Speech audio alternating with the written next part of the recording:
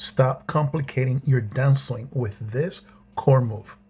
The reason you cannot put 3 and 3 together when it comes to your downswing is because you are not training the muscle memory of the backswing and the downswing as a whole until you don't incorporate a core move like this one in your workout routine.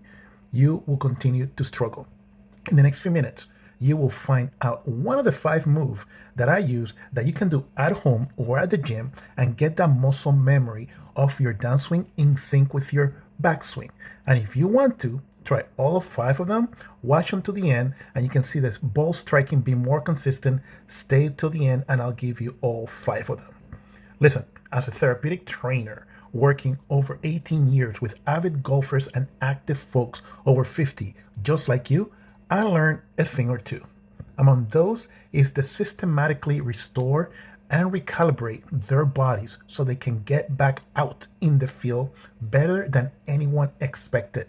And when you have a systematic approach versus winging it kind of way to your game, life on the course becomes much easier and enjoyable, especially the decrease in joint and muscle stiffness and the mental pressure of things going to shit. Why this is not working is, let me ask you this.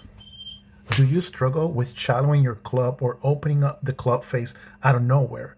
Or perhaps you're dealing with not knowing when you are or not shifting enough weight during your downswing? I get it. Way too many balls to juggle when you're about to tee off. And when those 1.3 seconds that take you to swing happen, all it has to do has to click together. So why are we working out, doing drills without pulling all the key components together? By that I mean your movement, flexibility, and your stability balance, and of course, your strength. Until you do not train and practice all 3 at the same time systematically, you will struggle and get more and more frustrated.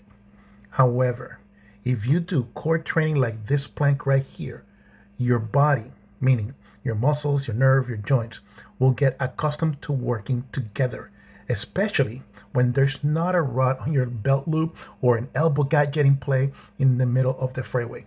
This side plank here with the reach is quite effective because it allows you to add resistance or reposition it and still get the mobility, strength, and of course, the core stability.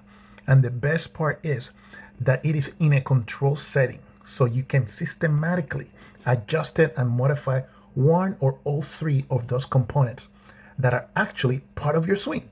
For example, if your shoulder aches in this position, maybe it's time to spend some time on your lats and other stabilizers in the gym, which happen to be one that kicks in going from the back to the downswing.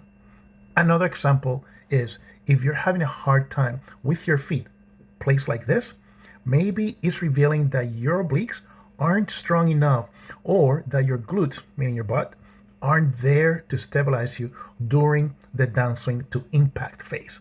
Again, core exercise like this one gets your body to assimilate and reveal the hidden cracks that are causing your swing to get messy and inconsistent. Remember, more often than not, it's what's under the hood of the car that makes it run and last, not the tires or the cool spoilers on the back end. Now, like I said at the beginning, if you want all 5 core exercises that can systematically stop the frustration and gradually improve your swing and scorecard, you just type flexigolf.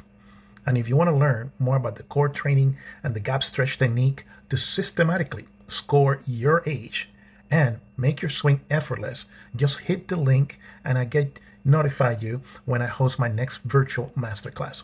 Until then, be well and keep on swinging.